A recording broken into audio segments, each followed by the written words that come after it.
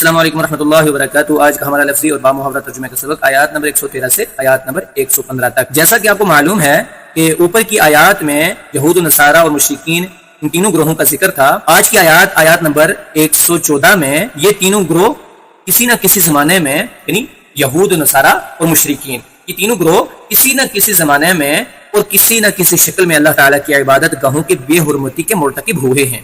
مثلا عیسائیوں نے شاہ تیتوس کے زمانے میں بیت المقدس پر حملہ کر کے اسے بہت نقصان پہنچایا۔ اسی طرح آپ نے سنا ہوگا ابراہا نے، جو عیسائی ہونے کا مدعی تھا، بیت اللہ پر حملہ کر کے اسے ویران کرنے کی کوشش کی تھی۔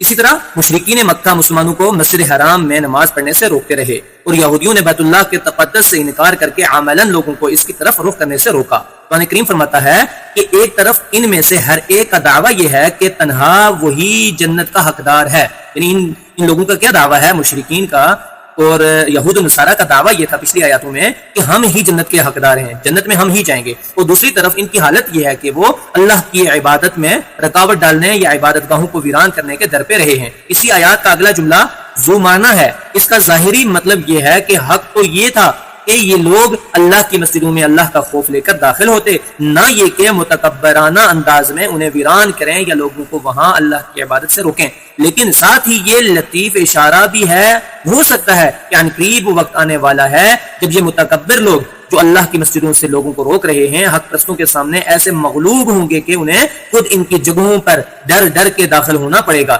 چنانچہ فتح مکہ کے موقع پر کفار مکہ کے ساتھ یہی صورت پیش آئی جو آپ سب کو معلوم ہے۔ اسی طرح آیات نمبر 115 میں یہی ان کی جو اوپر جن تین گروہوں کا ذکر ہوا ہے، ان کے درمیان ایک اختلاف قبلے کا بھی تھا، یعنی قبلے کا جو اختلاف تھا اس کا بھی تھا کہ اہل کتاب بیت المقدس کی طرف رخ کرتے تھے اور مشرکین بیت اللہ کو قبلہ سمجھتے تھے۔ مسلمان بھی اسی کی طرف رخ کر کے نماز پڑھتے تھے، اور یہ بات یہودیوں کو ناگوار تھی۔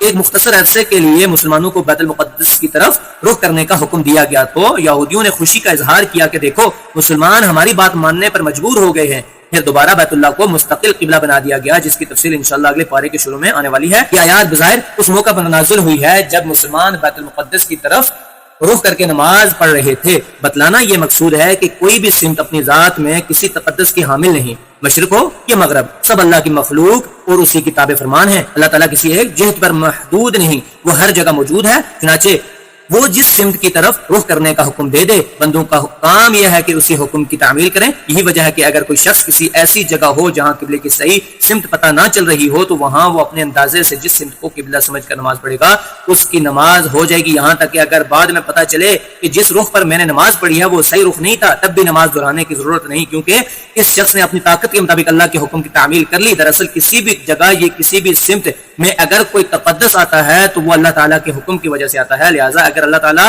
قبلے کی تعین میں اپنے احکام بدل رہا ہے تو اس میں کسی فریق کی ہار جیت کا سوال نہیں پیدا ہوتا۔ یہ تبدیلی یہی دکھانے کے لیے آ رہی ہے کہ کوئی سمت اپنی ذات میں مقصود نہیں، مقصود اللہ تعالیٰ کے حکم کی پیروی ہے۔ اگر آئندہ اللہ تعالیٰ دوبارہ بیت اللہ کی طرف رخ کرنے کا حکم دے دے تو یہ بات ناقابل تعجب ہونی چاہیے، نہ قابل اعتراض۔ اب ان آیات کا ترجمہ سنیں۔ بسم اللہ الرحمن الرحیم۔ وقالت الیہود، اور یہود کہتے ہیں کہ لیست النصارى، نہیں نصارہ مطلب عیسائی، علی شیء کسی راہ پر، اور یہود کہتے ہیں کہ عیسائی کسی حق بات پر قائم نہیں ہے۔ وقالت النصارى، اور کہتے ہیں نصارہ لیست الیہود، کہ نہیں یہود علی شیء کسی راہ پر، اور عیسائی کہتے ہیں کہ یہودی کسی حق بات پر قائم نہیں، یعنی دونوں ایک دوسرے پر یہ باتیں کہہ رہے ہیں کہ یہود کہتے ہیں کہ عیسائی کسی حق بات پر قائم نہیں ہے، اور عیسائی کہتے ہیں کہ یہودی کسی حق بات پر قائم نہیں ہے۔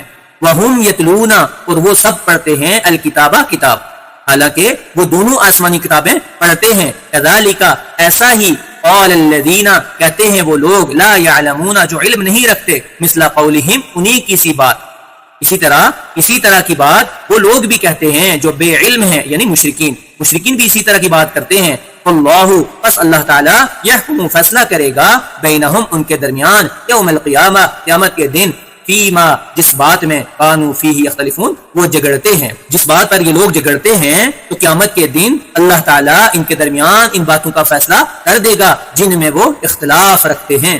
ومن، اور کون ہے، اظلم، بڑھ کر ظالم، ممن، اس سے، منع، جو منع کرے، مساجد اللہ، اللہ کی مسجدوں سے، ان یذکر فیہا، کہ یاد کیا جائے ان میں، اسمہ، اس کا نام، وسعا اور کوشش کرے فی خرابیہا ان کی ویرانی کی، اور اس سے بڑھ کر کون ظالم ہوگا جو مسجدوں میں اللہ کا نام لینے سے منع کرے اور ان مساجد کی بربادی میں کوشش کرے۔ اولئک ما کان لہم، ایسے لوگوں کا حق نہیں، ان یدخلوہا کہ داخل ہوں ان مساجد میں، الا خائفین مگر ڈرتے ہوئے۔ ان لوگوں کے لیے تو مناسب تھا کہ ان مقامات میں ہیبت اور خوف کے ساتھ داخل ہوتے، لہم ان کے لیے فی الدنیا دنیا میں خزی رسوائی ہے، ولہم اور ان کے لیے فی الآخرہ آخرت میں عذاب عذاب ہے عظیم بہت بڑا۔ یاد رکھو ان کے لیے دنیا میں ذلت و خواری اور آخرت میں بہت بڑا عذاب ہوگا۔ وللہ اور اللہ ہی کا ہے، للمشرق مشرق والمغرب اور مغرب، فأینما سو جدھر بھی ولو تم رخ کرو، فتم ادھر ہی ہے وجہ اللہ رخ اللہ کا، اور مشرق و مغرب اللہ ہی کے ہیں، بس جس طرف تم رخ کرو اسی طرف اللہ کا رخ ہے۔ ان اللہ بے شک اللہ تعالی واسع وسعت والا علیم جاننے والا ہے، اللہ تعالی یقیناً بڑی وسعت اور علم والا ہے۔